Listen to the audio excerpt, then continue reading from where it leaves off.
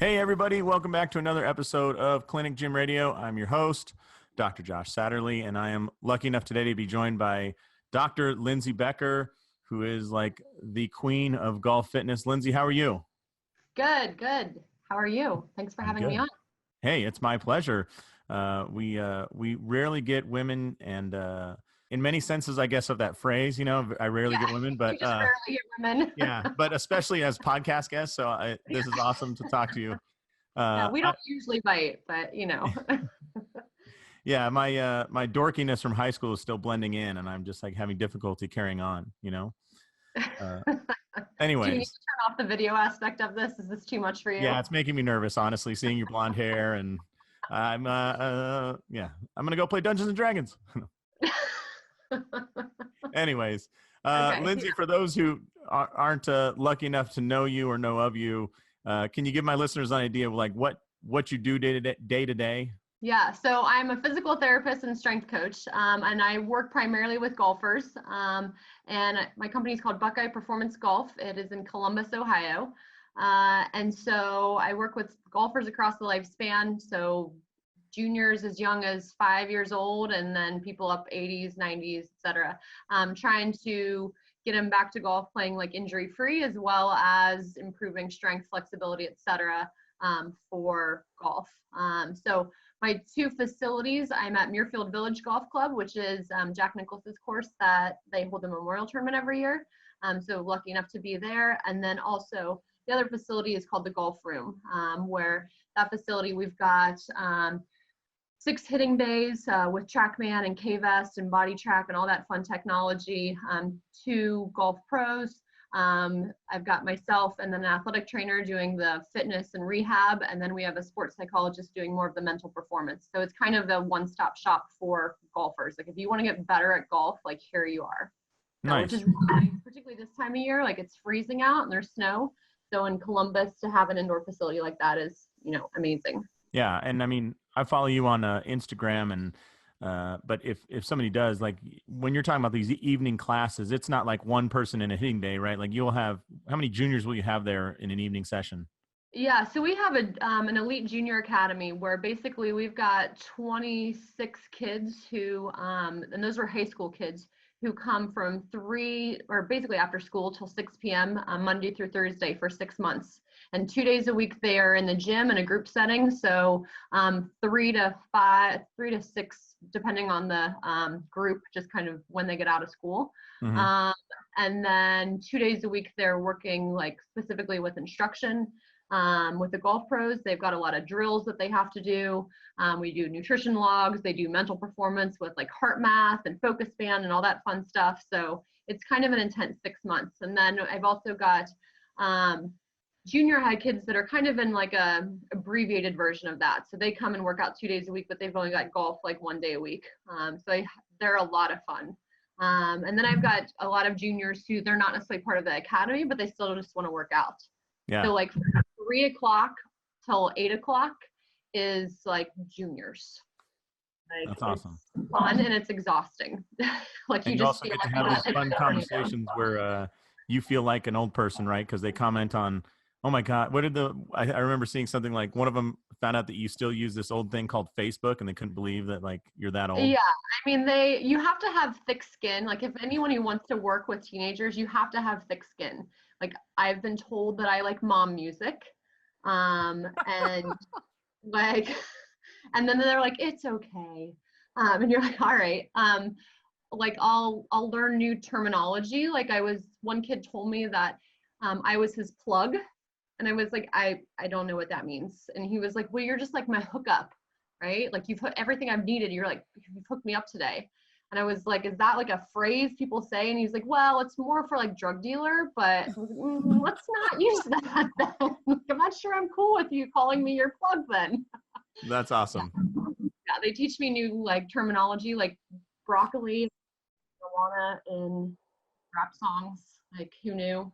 So you thought they were talking about vegetables. You're actually talking about weed. Wow. Okay. I know. I could go on. All right. Well, so how did this all start? Like, I mean, so if you want to go back to Muirfield Village or you want to go back to the start of the golf room, Because I think there's a lot of people who listening that want to get into a sport. Like, hey, I really love baseball. I want to get into a good development academy, or maybe it's somebody really dug gymnastics and they ended up going to PT or chiro school because they got broken, which is kind of what 50% of your classmates, right, in school are like. What'd you do? Oh, I did this until I broke, and then until I broke, and then that's why I pursued this, because I don't want to see anybody else get broken. So, how did it all start?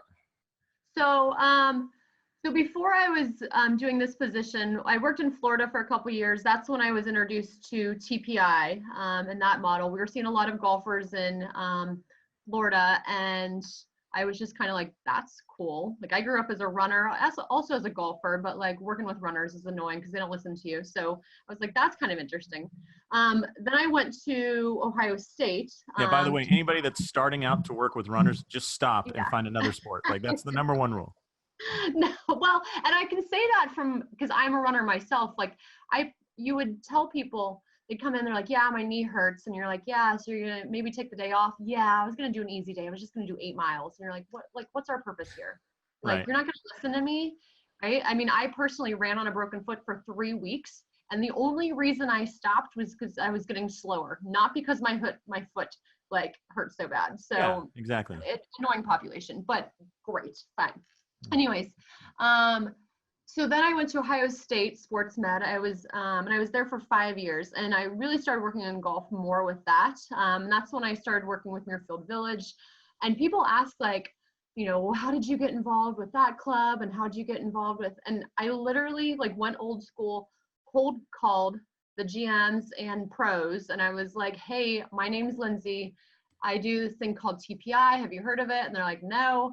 And you're like, sweet. So let me tell you about it. Will you come down? Do you want to do a free evaluation, or I'll come to you, whatever? And they're like, sure. It's January. We're not doing anything anyways.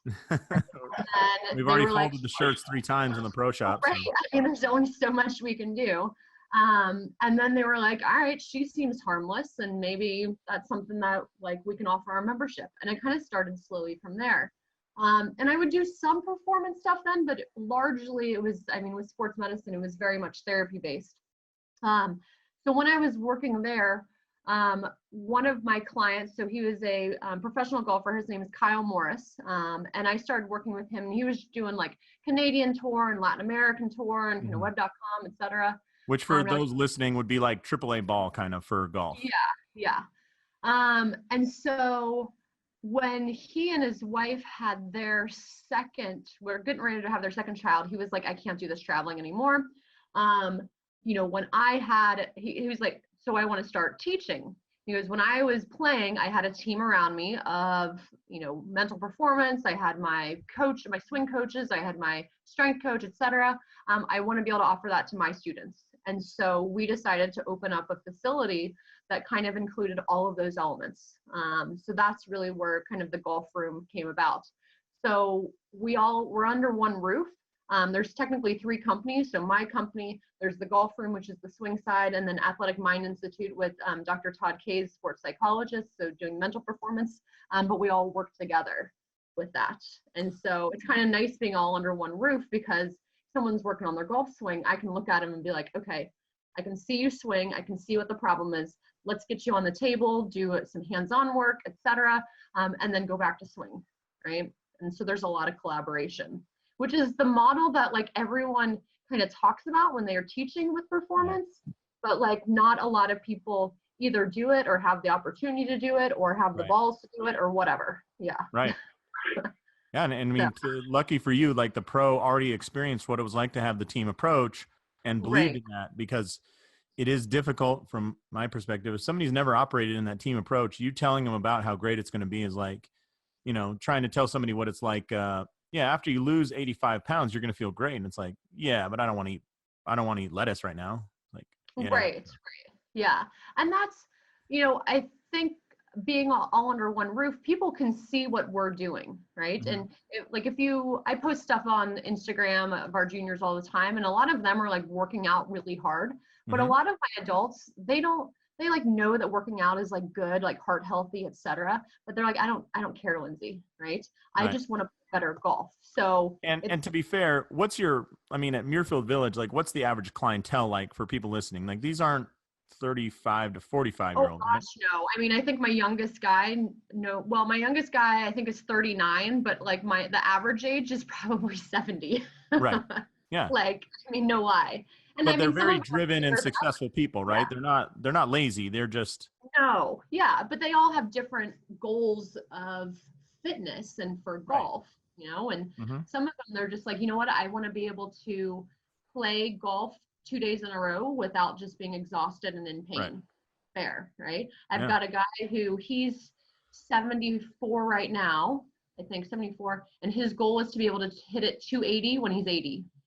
And you're like, okay, like that's what we're training for. Holy smokes. I That's a know, pretty and he's decent no drive at joke. 40.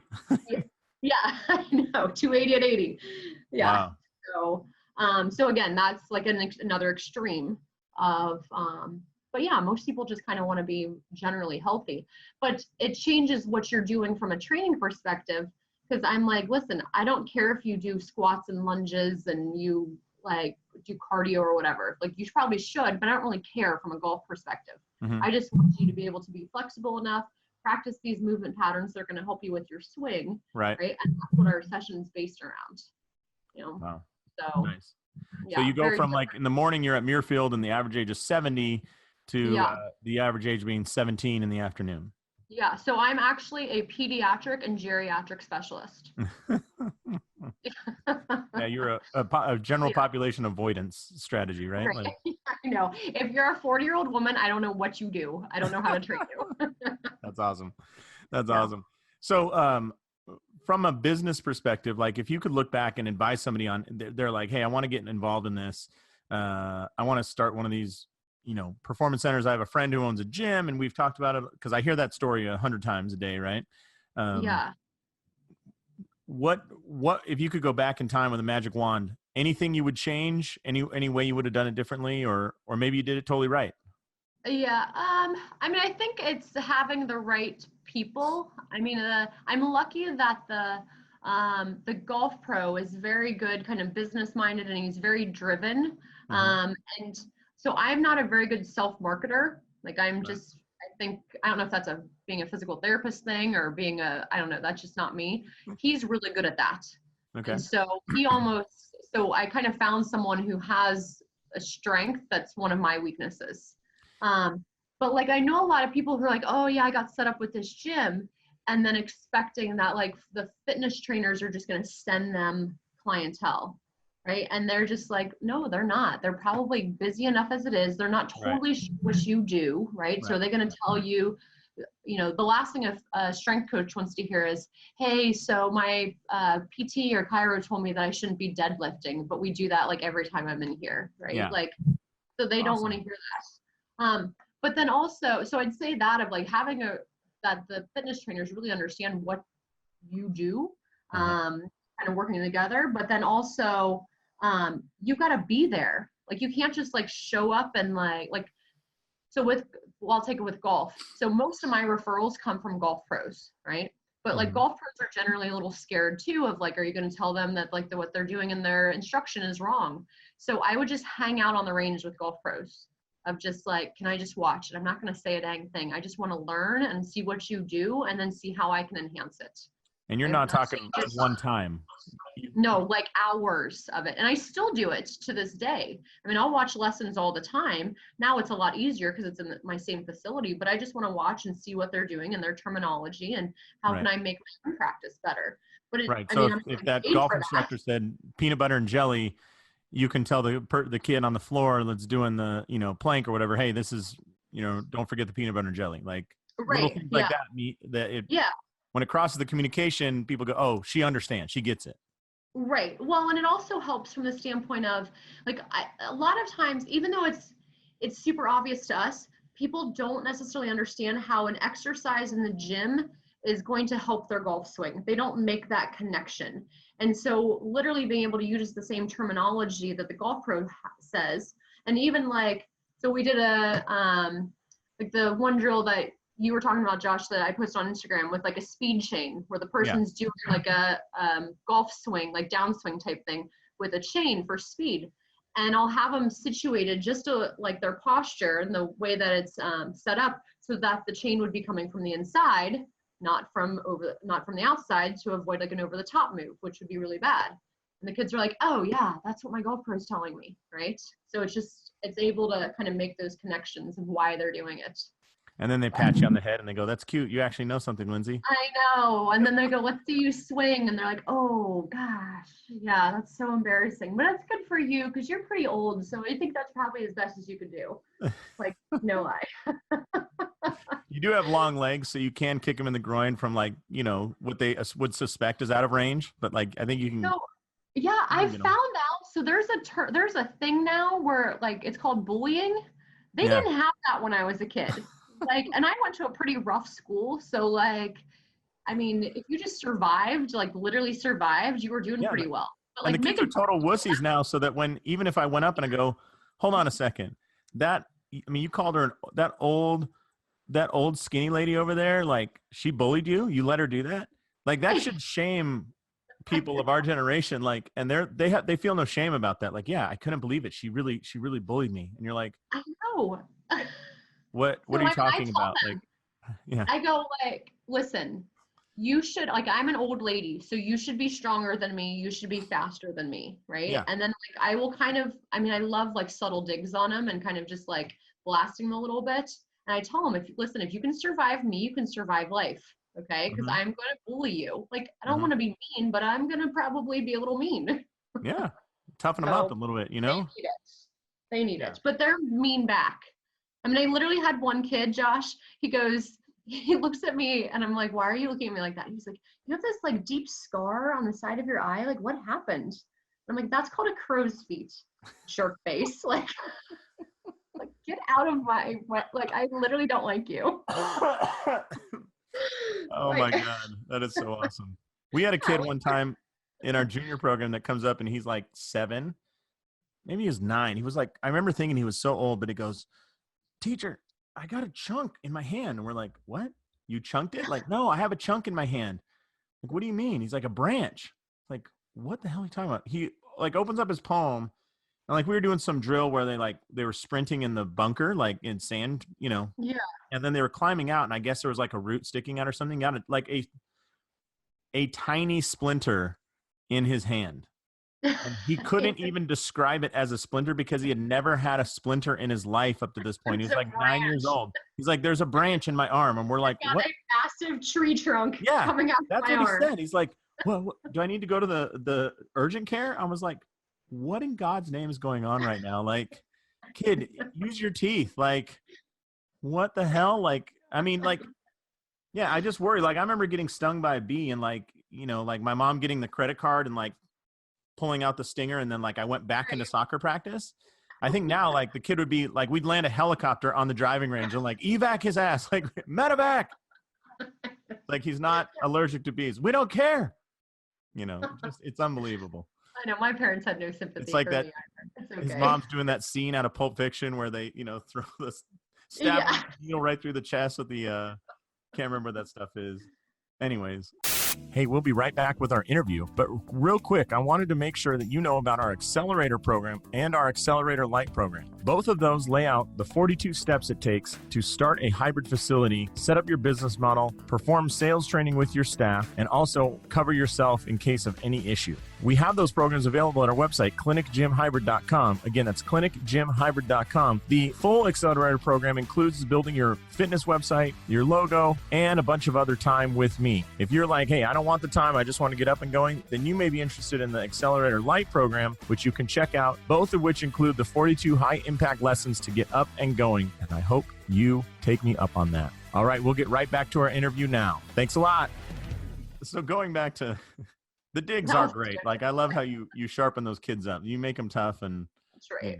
Yeah. They're going to get, their first time getting, turned down for a job or a date or anything. It's going to roll right off their back. That's right. They're like, Lindsay was definitely meaner to me. Yeah. So, but anyways, for those who are like, how do you set up the business structure? So you said that you got this entrepreneur dude as the instructor who's kind of leading the charge, right? Yeah. So if you don't mind telling people, you have all these services. Do you charge an umbrella fee? Like, hey, this includes my services, golf instruction, mental, all that stuff, or do you guys break it out? Do you bill separately? How does it work best? Both. So we do There have, were three questions there, so I'm glad you answered yeah, both, because then it's yeah, both. unclear which All two you're three. talking about. Yeah. Whatever, among, between, I don't know. Um, I don't know. That was a lot, Josh. Do you like blue or green? Yep. Yeah. So I'll answer a couple different things. So with our academy, so we have a junior academy and we have like an adult academy that's not as intense, where all three services are packaged together, where it's And this would be like your flagship offering. This is the highest level thing you do. Okay. Yeah. So it's like, here's a monthly fee. This is what you're going to get with that. And then it's just a recurring monthly thing for as long as the program lasts. So our junior program, it's 6 months. So every month they get charged this fee. And then from there, it's separated out of like how much each actual practitioner gets from that. But it's a flat fee to the actual customer. So they don't really know that. But then we also have a la carte services. So if someone just wanted to come in for a golf lesson, they can do that. If someone just wants to come in for a physical evaluation, they can do that. But then from there, each time they come in for the facility, we make sure to tell about the other providers and everything that we have there, so that there is some kind of cross marketing with that. Okay. And I have, clients. So when you get that 62-year-old dude that said, "Listen, the club championship is next week, and I'm really serious about getting better. So you got 3 days to help me win that tournament. What can you do?" Yeah. Well, if you would have come in 6 months ago, here's the mental coach and here's the physical therapy you could have done. But now I guess we'll pray for rain. Right. Well, or it depends on the person, because there's a lot of people who, just 1 or 2 tips can make a big difference. It's probably the biggest thing that I work on with people, and that makes the biggest difference in not only like how, like in terms of their pain and their physical health, but also their performance. And it's not sexy at all, is their posture. Like no one knows, and particularly from a golf posture standpoint, no one knows how to hip hinge, so then because they're not hip hinging, they're too close to the ball. They all stand up out of their swing. And so they say that they feel stuck because they've literally reduced the space between their body and the ball for the club to actually come down through. And you're like, literally, if we just change your posture, your back's going to feel better and you're going to play better. Mm-hmm. What I did is not sexy at all whatsoever. It does not take a lot of training or anything like that, but like no one knows how to do it. Yeah. They want the super difficult ultra Phil Mickelson flop shot from a deep bunker move. Yeah. They're going to use 0.0003% of the time. Right. Yeah. But this, it's like every single thing that they do. So, and that's where, like, to, go back to the gym of, okay, why is the deadlift important? I don't really care if you're able to deadlift. Doesn't matter to me, right? But I need you to be able to get in a good golf posture. Right. And so that's where the deadlift is important. So do you need to go all the way down to the floor? Probably not. Don't care, right? If you want to, fantastic. But I just need you to be able to go down far enough to hold a wedge. Right. Just making and be comfortable down there and not have to stand up to produce any power, right? Like. Right. Yeah. Exactly. So but that's where it's kind of that collaboration. So, but from a pricing structure, I think what works best is if you actually say, it's a monthly fee, and that it makes them commit to that as well. So you're going to be charged, and if you decide you're not going to come, that's your own problem. That's your own loss of money. But at least you've paid up, and you've gotten the money on the front end, as opposed to, hey, each time you want to come to a group fitness session, you just pay. Some people are going to be really good about that and come each time, and other people are like, I don't really care so much. Right? Yeah. So, and I'm going to guess you have some players that probably engage more of your services and some more of the golf pro, and it kind of mix and matches, but it evens out. Yeah. I would say there's more people who, at the end of the day, there's more people who probably want golf lessons, right? Because it is a golf facility. That said, the golf pro doesn't necessarily he doesn't want to, I know that, but would prefer not to see people on a weekly basis, right? And unless you just want to like have the eyes on you, but he's like, how much improvement are we really going to make week to week? Like, I'm going to give you these drills. You need to go hammer them out for a couple weeks, then come back and we'll give you something new. By the versus, way, for yeah, those who are listening, I think a very clear distinction that just came up in what you just said, Lindsay, is this really only works in a sport where the idea of lessons is widely accepted. In golf, right. the idea of like working to improve at your technique is widely accepted, and every day at every golf course in the world there are lessons being offered. Going back to our analogy of running, how do you get better at running in the mind of a runner? You just run more, right? You just run more. Yeah. Yeah, and that's one of the reasons why I don't think this model would really work in running. Maybe if you were like by Team Nike in Oregon, like at Nike headquarters, it would work. But Yeah. like for the running club of St. Louis, I really think this would be tough to pull off. But triathlon might be better. Swimming might be better because there's technique. Golf, tennis would work. Baseball would work. Anytime that there is a coach who's being actively engaged for the lesson part, I think you can build out the services. But if the coaches aren't being engaged, I think it tells you like the idea of you being a strength coach or doing any sort of therapy that's improving them is like, that's odd in their mind. Right. Yeah. I mean, I definitely think there's certain sports that lessons are necessary and, like you said, Mm-hmm. very generally accepted. From a running standpoint, I mean, I know people who do this with running, but it's more working with the different like running specialty shops Uh-huh. and running like the running groups, which some of them kind of loosely have coaches. Yeah. It's usually someone who just happens to be a good runner, and how much Right. they're coaching, but it's saying like, hey, today we're going to do 6 miles of fartlek or whatever. So, Yeah, but I think like probably 95% of the running community has never taken a lesson, right? But right. Yeah. 95% of the golf community probably has taken at least one lesson. Yeah, absolutely. Although it is a smaller market than runners, but it's Yeah. how it works out. Yeah, Anyways, absolutely. so you Yeah. charge this global fee, and then when you guys started, however many years ago, did you think it would be nearly as popular as it is now? Like, I mean, it seems like you're almost overrun by these little wet behind the ear punks.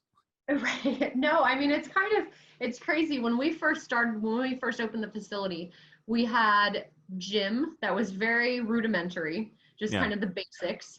And we had one hitting bay. I guess it wasn't even really a bay. It was like a screen, and a TrackMan. And we thought this facility was badass. We were like, Hmm. this is sweet. And you look back at the It's like the pictures. 17-year-old in high school that gets like the Yeah. 86 like Honda Prelude and like lowers it and puts on like the fake bolt on yourself spoiler. Like, dude, ladies. Yeah, dude, this is sweet. But then I think the one thing that we really did that was smart was we grew when we needed to grow. We didn't grow Love before it. that. How big So, was total square footage of the original place? Was it like 1,200? so the original place was 2,500, Oh, really? Is that big? Okay. but when we first started, there was gym, there was one hitting bay, and in the back there was like an offices and storage area that the golf pros father-in-law, who owned a security business, rented out. Okay. So like we were only, of the 2,500, I guess we only had probably maybe 1,700 of it, Okay. something like that, 1,800, something like that. And then we built a second hitting bay.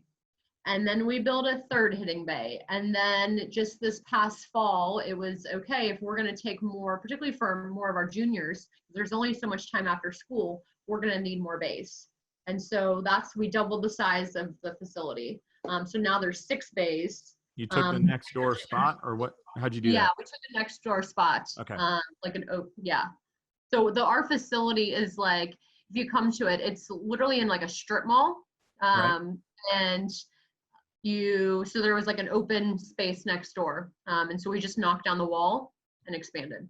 Awesome. So, Okay. yeah. So totally now you're 5,000 square feet, something like I that? think it's 5,000 square feet total. So Okay. we've got like, in the middle, so there's the hitting bays are kind of off to the side, the gym is in the back. In the middle, it's all putting green. We've got turf where it's actually, you've got like a first cut layer of turf and like rough, like actual that you can chip out of. Yeah. We've got where it's built up where there's some undulation where you can practice breaking putts. There's a conference room. There's the sports psychologist has his office. There's a player's lounge. Mm-hmm. So, I mean, it's really, you come in and you're like, okay, we're doing golf here. What do you need? And you secretly get angry at the high schoolers because you're like, You little bastards. I didn't have this when I was in high school. I mean, they have no idea like how some of them actually they've been with us since the beginning, like when we've just had the one day. And so they've gotten to see like the progression and how it Yeah. actually is. But some of them, they're just like, oh yeah, this is what I do. And you're like, not everyone has this, like this is pretty sweet. Even like for 2019, it's sweet, Yeah. But, And if we looked at your hours a week, just at the golf room, yeah. like how many hours are you putting in there, and how many of that are, would you say, pretty much gym hours versus clinical hours? That's a good question. So I would say I'd probably do, gosh, 32 to probably about 35 hours a week at golf room. And then of that, I would say probably, so a large chunk of that is my juniors. So I'd say probably 60% of that is actually more of the like training, 40%.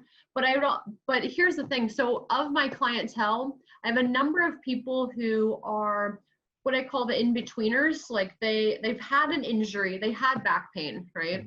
Or they had a rotator cuff repair. And they're not really in pain right now, but they want to be able to train and not get any more pain.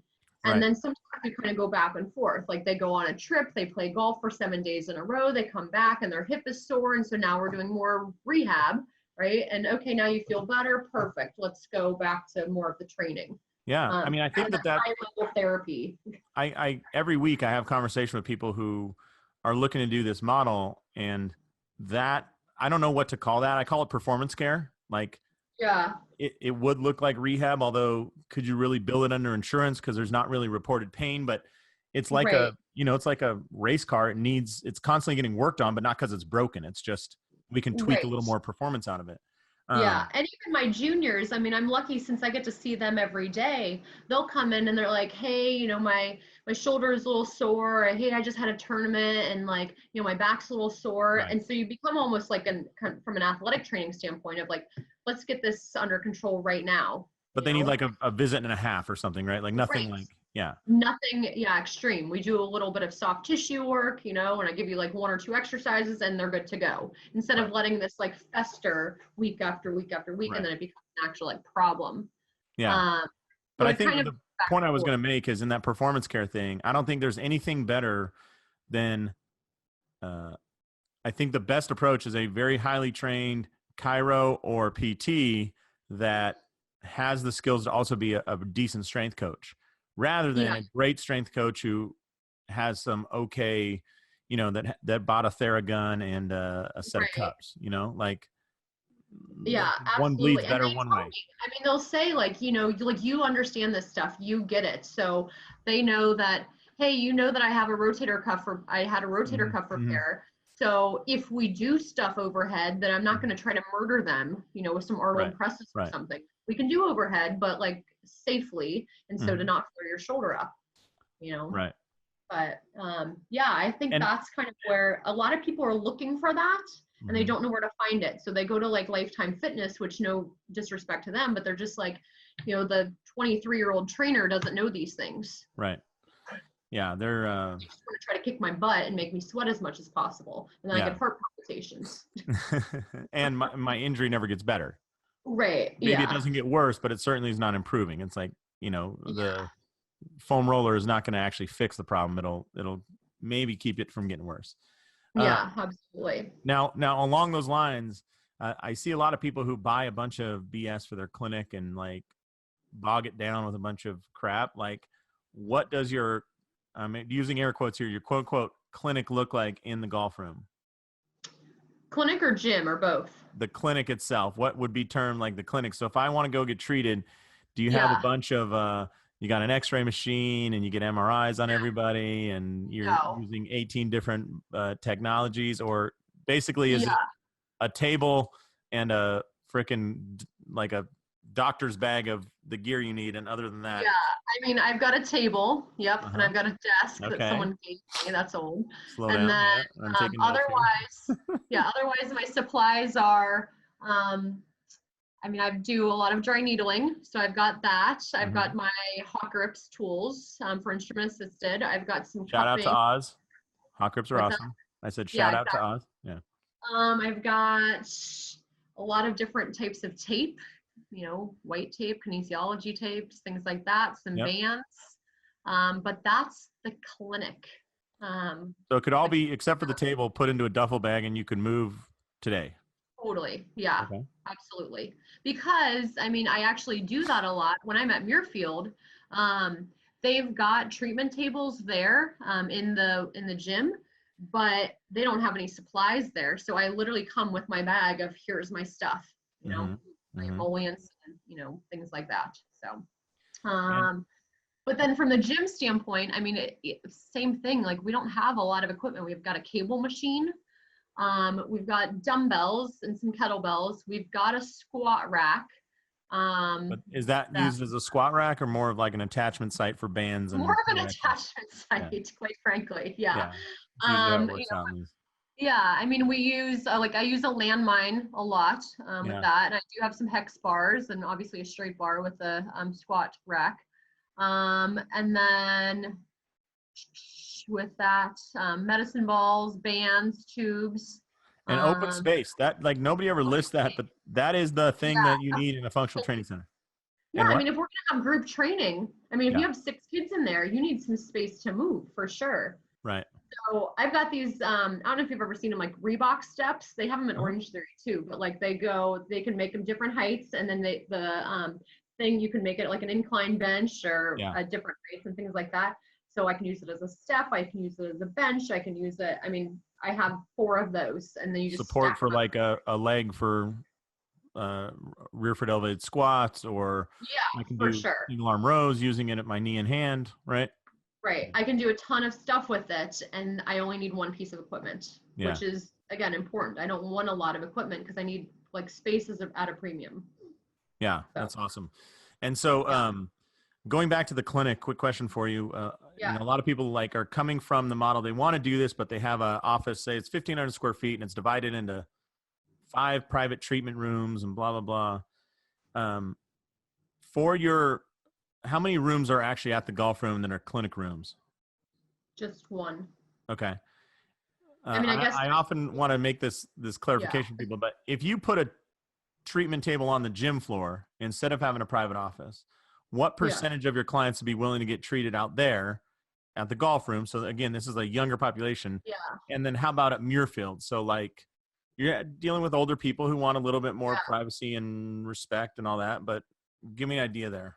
I mean, it depends on the area, but like even our juniors who you would think are a little bit more open to, who cares? I mean, girls don't like even if I'm gonna like cup their back or do soft tissue on their back, they'd rather not everyone see their back. That's just Okay. not, yeah. So you do think you need at least one private treatment room? Totally. Right. And I How mean, about I do 3? dry I mean, needling, so do you need I 3 mean, of them? I've never had the need for necessarily 3 with that. 2? I mean, Um, like, 2, I'd okay. say. Yeah. But I don't think, and I guess it depends on the model, how you're seeing people and how often you're seeing people. I see people, with the exception of my juniors, my individual clients, it's all one-on-one for an hour. Mm-hmm. So we have plenty of time, Okay. to do that. Yeah, I think So, a lot of people don't realize not all the treatments have to go on in a private office. Like if you're yeah. stuck for space, me personally, and you tell me what you think. Yeah. If you had 1,500 square feet, I would keep most of it open and just have like one private treatment room when needed and a second or third table out on the floor. Yeah. Because a large majority of what you're doing can be done out on the floor. Yeah. Or if there's a way to like have a curtain or something like that. That's good. Yeah. I mean, when I was at Ohio State Sports Medicine, we had no private treatment rooms, none. I mean, Right. and that's for a regular sports med clinic. So Yeah. you just had curtains. But I mean, occasionally, like if you're working on someone's glutes, most people would prefer their butt not to be, sticking out. Yeah. And the people around you may prefer that your butt's not sticking out as well. Like, yeah. Or with unless, like dry needling, like, yeah. Again, depending on where you're needling, but also people walking past aren't necessarily super comfortable with needles either. So you don't want them to get lightheaded seeing needles in someone with that. So the curtains may be a good deal when needed. Yeah. Yeah. Yeah, Because but I then you would still say, have the open space, right? You can just retract the curtains, and yeah, when you're overrun with juniors in the afternoons, you can still use that space. right, Hmm. totally, Interesting. totally. I like it. Yeah. Okay. Yeah, I Very wouldn't cool. spend a lot of time on. I mean, my table is literally like one of the fold-up ones. It's not anything Right. like really fancy. Right. You've got, 200 grand in education costs, and total Right, clinic costs are like $200, right? right, Yeah. Some exactly. needles, a bag, and a $99 massage table off Amazon. Like, I mean, it wasn't very much from Amazon. yeah. Yeah, Awesome. Awesome. Well, yeah. this has been awesome, Lindsay. I really appreciate it. Any other tips you have for people that want to kind of get into this model of the performance clinic and gym? I mean, I think if you have, and I heard other people say this, so this isn't me, but if you have a niche, like my niche is golf, right? And so people come to Right. me for golf, and they kind of say like the smaller the niche, the larger your market, right? So instead of just like, hey, I do this for kind of anyone, if your niche is runners or it's baseball players or it's CrossFitters or whatever, then that population is totally going to come see you, and then find out who's working with those people. It's not necessarily it may be coaches, it may be, Mm-hmm. find who's the top CrossFitter or whatever, and start working with them. And Yeah. you can't always expect to necessarily demand top dollar starting off. Like Mm-hmm. find those influencers and be like, hey, I'll treat you for free, whatever. Sure. And then you can tell people about it. Yeah. Get free marketing out of it. I learned that with golf pros, man. It doesn't work until it works for them, Like, oh, that's a good idea. But until they're in pain and you get rid of it, then all of a sudden they're like, oh my God, I didn't know you did this. It's like, what the hell did Right. you think I was talking about all those times we had lunch or something? It's like, Yeah. And you think of like how this is going to help them. No one cares how yeah. something's going to help you. They're thinking about themselves. So, Yeah. hey, golf pro, this is going to make your lessons easier because you know how you're trying to get Mr. Jones to rotate and he hasn't been able to rotate and you guys just have the same lesson over and over and over again. Now he's going to actually be able to turn and he's going to be happier and he's going to love you. And he's going to Like sign up for more lessons, which brings you more money. Right. And he's going to play more often and then he's going to buy more crap in the pro shop. And ultimately it's all Right. about money. Right. And all we Yeah. did was give him a couple flexibility exercises. Right. Yep. So, yeah. It's great. I love it. How can people get a hold of you if they want to check out what you're doing? Yeah, so our website is buckeyeperformancegolf.com. As in the Ohio State Buckeyes. Yeah, but it's not affiliated with Ohio State. So just from a trademark perspective, we must say that. Okay. And then, our Instagram is Buckeye Performance Golf, the Instagram, and then we've got a Facebook page as well. Old thing, that old technology, Facebooks. I know. That's the kids don't use it, or if they do, it's because some teacher made them. That's for us old parts. For a history lesson or something? Jesus. Yeah, exactly. They always say that, like, no, I don't have Facebook, and they act like it's the oldest thing ever. And then my actual Instagram is LC Becker. So I post a lot of stuff on that. So if you enjoy watching, junior high kids or high school kids doing golf stuff and probably getting shamed, that's a good place to go. Yeah. Coached. Coach, Yeah, they're shamed coached. is a fine line. Yeah. Yeah. And you also, Lindsay and I know each other teaching SFMA. So you're out teaching SFMA and you teach for structure and function. With structure and function as well. Yeah. So if you guys are interested in dry needling, you can check out structureandfunction.net. And I think it's a great course. We teach it so that the needling is not particularly painful, and then also really looking from an orthopedic athletic perspective as well of, when you're seeing these people day in and day out, not necessarily seeing them, once a week or every other week, something like that. So yeah, awesome. Well, Lindsay, I really appreciate it. This has been awesome. Sounds like you're living the dream, So congratulations. Yes, thank you. Awesome. Well, on behalf of Lindsay Becker, this is Josh Satterlee saying go out there, maximize your license, and live the life you dream of. Thanks a lot, Lindsay. Thank you. Hey, how about that? Another great interview here on Clinic Gym Radio. Listen, if you're serious about starting up your own Clinic Gym Hybrid, then please go to clinicgymhybrid.com and check out our website there. We also love to get you involved in our accelerator program, which will walk you through step by step the 42 pieces you need to start your own Clinic Gym Hybrid. I'm Dr. Josh Satterlee. We'll talk to you later.